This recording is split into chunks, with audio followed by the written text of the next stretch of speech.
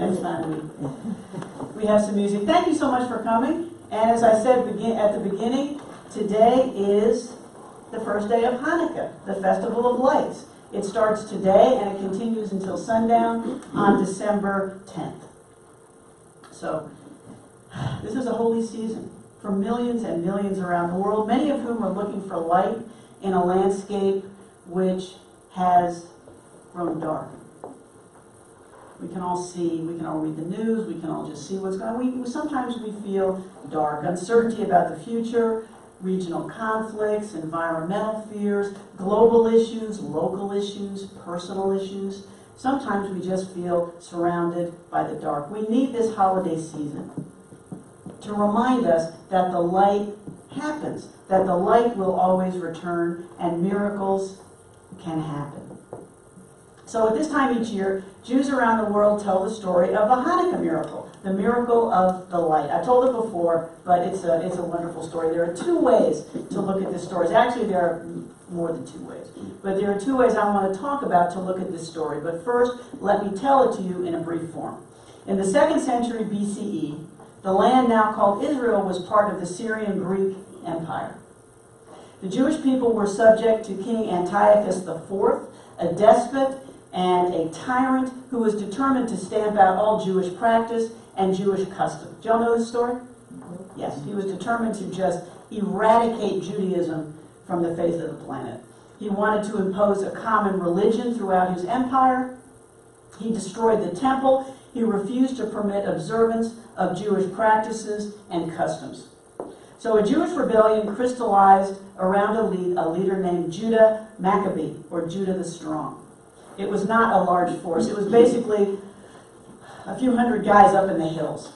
You remember this story? Okay.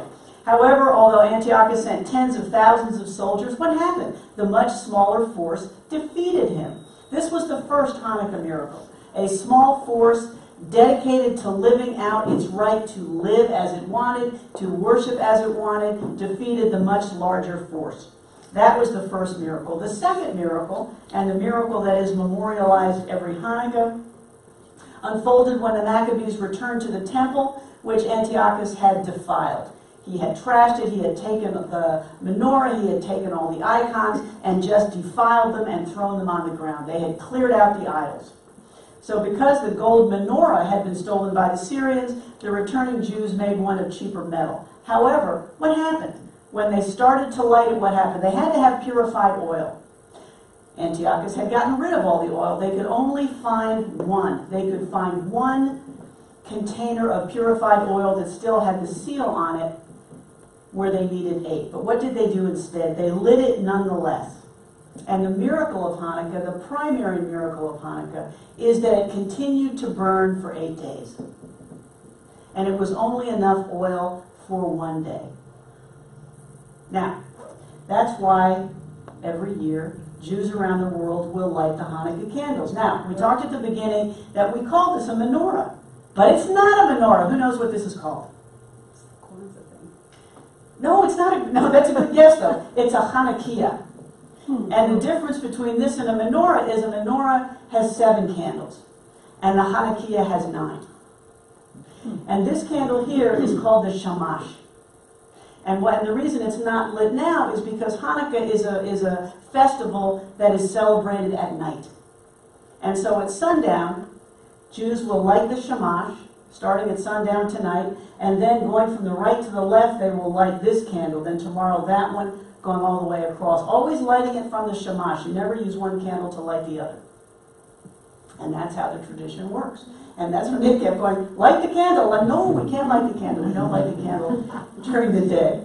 So, what are the two ways to interpret this story? The first way to interpret this story is the way a lot of us interpret miracles. What do we think of when we think of the word miracle? Anyone? What do you think of? Something that's impossible? Yes, exactly. Something that's impossible. Thank you, Gay. A supernatural event that is visited on us by an all-powerful God to reward our faith or our bravery or our obedience, right? Or to punish us. I guess it could work both ways. But the first is something amazing that happens over which we have no control. A supernatural event. In this case, the lighting of the oil for 8 days. a reward for the Jews' faith and courage, steadfastness and obedience. This is what a lot of people think of when they think of a miracle, an agency outside ourselves, doing something stupendous. You go, whoa, but it's not something in which you participate. There's another way to look at this story, and I think this way is the way that makes this Hanukkah story resonate so much and still stays so fresh every year for the people who reenact this ritual. On a symbolic level, stories like this remind us that at the end of darkness, light is coming. Right? I think when Jews around the world light these Hanukkah candles, they are celebrating that event, but they are also celebrating the fact that they can bring back the light, that the light always comes back, and it's their act that makes it happen. At the end of a period of darkness and suffering, light can happen, and we can make it happen. The Hasidic master Yehuda Arya Leib Alter taught that the lesson of Hanukkah is not that the Jews need to light the candle, but that our place is to be the candle. It's just a paradigm shift. We celebrate lighting the candle, but at the same moment, we celebrate that we are the candle. The Hanukkah message is that we are to bring light to places of vast darkness. As he put it, a human being is created to light up this world. And as it's written in Proverbs, I love this, it says, the soul of man is the lamp of God. Think about that. Just sit with that for a minute. The soul of man is the lamp of God. That's us. That's our soul shines that light. Shines the light of Spirit, God, Allah, Yah, whatever name you choose. We are the light.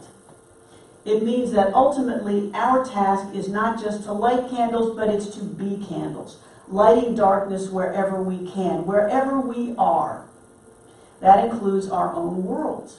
And this is sometimes the hardest, isn't it? In recent weeks and recent months, we've had a lot of people going through periods of darkness, of death, of job loss, of dislocation, of loss of family or friends.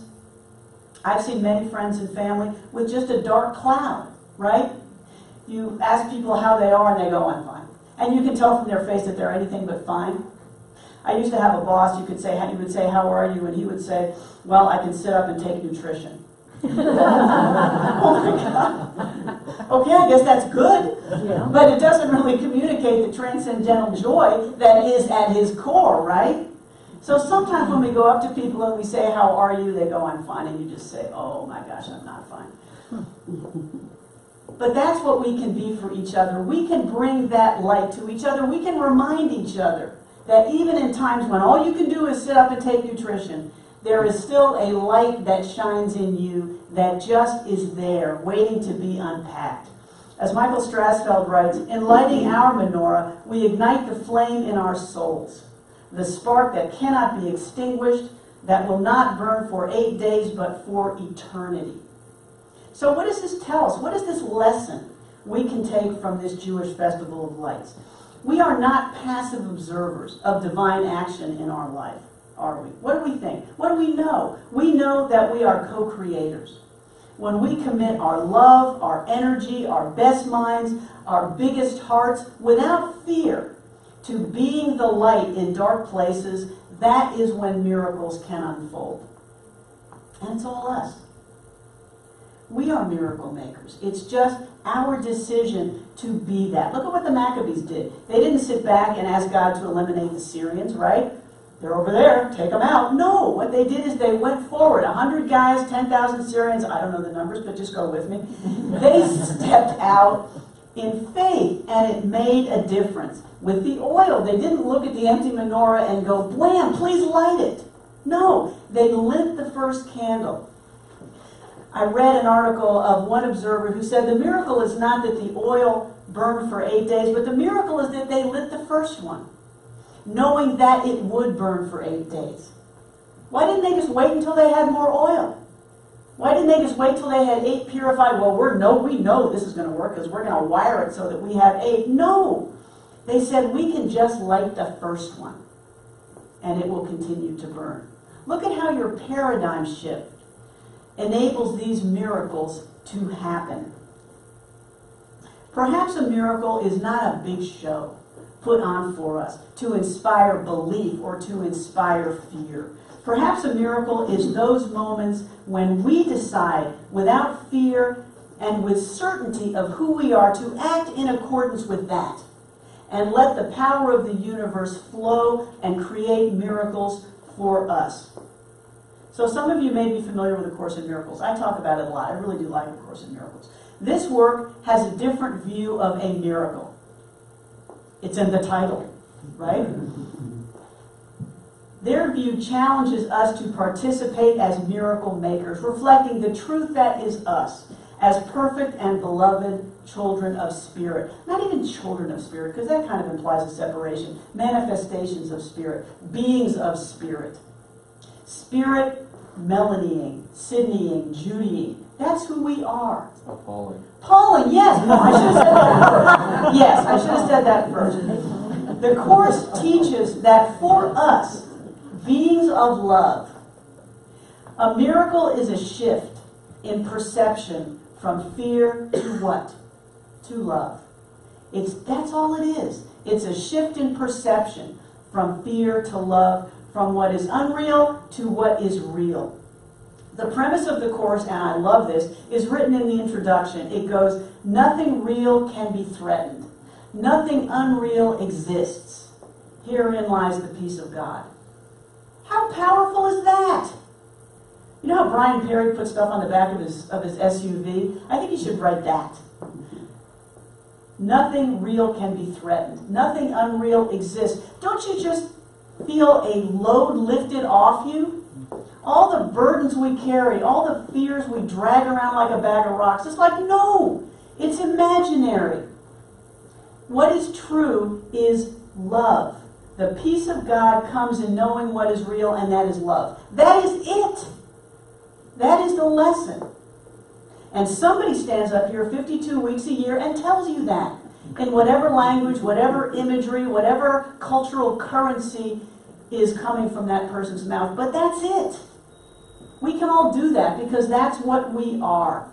The Course teaches miracles occur naturally as expressions of love. The real miracle is the love that inspires them. In this sense, everything that comes from love is a miracle. According to the Course, miracles happen every day, and if they don't, what? Something is wrong. Think about that. Miracles happen every day, and if they don't, we're just doing it wrong. The Course teaches the truth of our essence is that we are made from love, and we know that to be true. We teach that here. The faith traditions we study, the wisdom teachers we study, teach us that we are made from love. Every time we make a choice to live from that knowledge, a miracle occurs. Okay, so think about your past week. When did we make a choice to live from that? Because that's the challenge. That's where we get the choice, and that's where our spiritual practices come in. How we can live our lives looking at each other, looking at situations through eyes of love. Think about that. Did we manage to do that last week? Did I manage to do that last week? Maybe. Maybe. We're talking about you. No. Yeah. Kay says maybe I did. But think about it. We have that choice with every interaction. And that's exactly what it is. It comes back to awareness, and it comes back to choice. We can look at our world, at each other, at people we like, people we love, people we can't stand, with eyes of love. And then I asked myself, what does that mean to look at the world through eyes of love? What does it mean to you to look at the world with that lens, which maybe is no lens? Gratitude, compassion. Compassion, yes. Compassion, gratitude. What else? Judgments. Letting go of judgments. Letting go of judgments. How hard is that? How hard is that when we see somebody coming toward us we don't like? Or when we see coming toward us somebody coming toward us we think is very different? And we try in that moment to let go of judgments. Can we do that? That's hard. But that's a choice we make. That's an opportunity we have to look at each experience through eyes of compassion, gratitude, no judgment, kindness, and love. I was thinking about Scripture, and I was thinking about the Christian Scripture in this view. How many miracles in the New Testament do we have where Jesus healed the blind? This is not a test, right? 4, 5. What does that mean? What does that mean metaphorically, healing the blind? It means he is helping them see. It means that he is showing them that when they know truth, which is love, which is healing, which is compassion, which is kindness, they can see. The same is true for us. When we let those virtues operate in our hearts, when we unpack all the crud that we have put on top of that, in our own hearts and in our own lives, like a bag of rocks we carry around, we are able to see. That is the purpose of our spiritual practices, to dig down, because it's there. It's there in each of us. It's there in people we like, people we love. It's even there in people we can't stand. That is where we let go of the judgments. And that is where we make the choice to look at them in truth, with eyes that see love. In this holiday season, we give ourselves permission to do that. And I think this holiday season is when a lot of people give themselves permission to do that. Do you notice? People just let themselves be kinder. People will pay for the next person in line behind them. People will pay it forward. Why? Because there's something about this season, whatever your faith tradition, if you have one or not, that you just have permission to be kinder, to be more gentle, to be more compassionate. We can do that all year long when we make that shift in perception. The Course teaches that love waits on welcome, not on time. Think about that. Love waits on welcome, not on time. What does that mean? It means that we don't have to wait until it's convenient, until dinner's ready, until the kids are good. Oh, forget that one. Until we're not tired. All it means is, all we have to do is just say yes. We just have to stop and breathe and say yes. Because love waits on welcome. I love that line. And who does the welcoming? It's us. We make the choice to do the welcoming. This is a truth we know early on, and as we grow up, we just forget, don't we? Because we get so burdened, we get so busy, we get so important, we get so special. We just forget. But that soul is still there. If we are lucky, we meet those who will show this to us. What is it Wayne Mueller called them? Strong companions and clear mirrors. Right? That's why it's so important to hang out with people who mirror your best values. Because what do they say who your 5 best friends are, that's how you're going to be? Mm-hmm. That's why it's important to hang out with people who lift you up, who reflect that truth back to you. Strong companions and clear mirrors. We each have the ability to bring that miracle of joy and light into each other's hearts, into each other's lives. Okay, I didn't say this at the beginning, but now's the time to talk about movies. Okay? Think of your favorite holiday movie and think how that movie involves that shift in perception. I challenge you to find one that does not. Right? Okay, so let's think about the most famous one, or at least, I don't know if it's the most famous one, I like it. Christmas Carol, right? What happens in A Christmas Carol? Ebenezer Scrooge turns from a miserly old curmudgeon into a loving and giving soul, purely by a change in perception. Okay, he came about that change in perception not by thinking about it or by his spiritual practices. It was by 3 spirits that scared the actual crap out of him. But he still had a change in perception. Remember that scene where he told Jacob Marley, "Jacob, you were always a good man of business. Like, that's the best thing you can be." What did Marley say? That's Marley rattling his chains. He said, "Mankind was my business.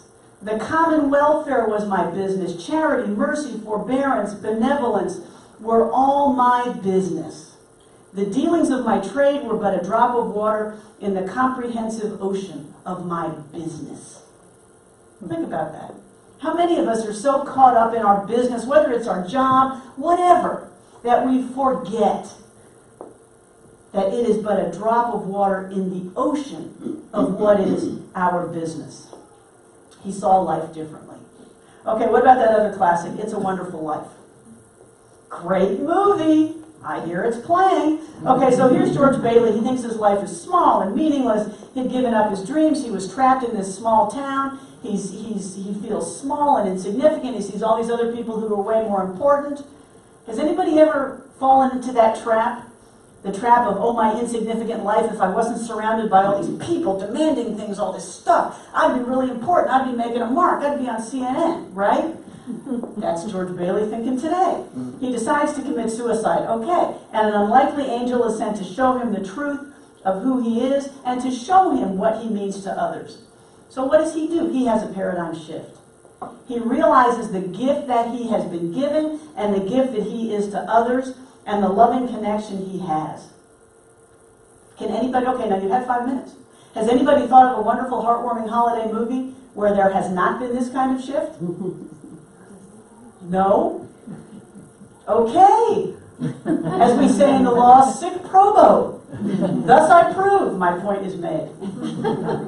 Okay. So, that's a chance we have. That is our challenge this month. It's not only to buy gifts, it's not only to decorate our houses, it's not only to go to parties, it's to live that paradigm shift. Every time we have the opportunity, think about it, be aware of it. Let's turn this month into a spiritual practice. We've already not been complaining, we've not been griping, we've not been gossiping, right? How's that going? How's that going for you? Okay. Two out of 3. Okay. We have a month to celebrate. Let's do that. Let's practice. That's what we do. We are a community of practice, right? In our own lives and in supporting each other. Let's make that paradigm shift this month. Looking at our lives, at each other, through eyes of love, gratitude, kindness, forgiveness, lack of judgment. And when we do, we will be miracle makers in our own lives and in the lives of those around us. So let's take these thoughts into meditation.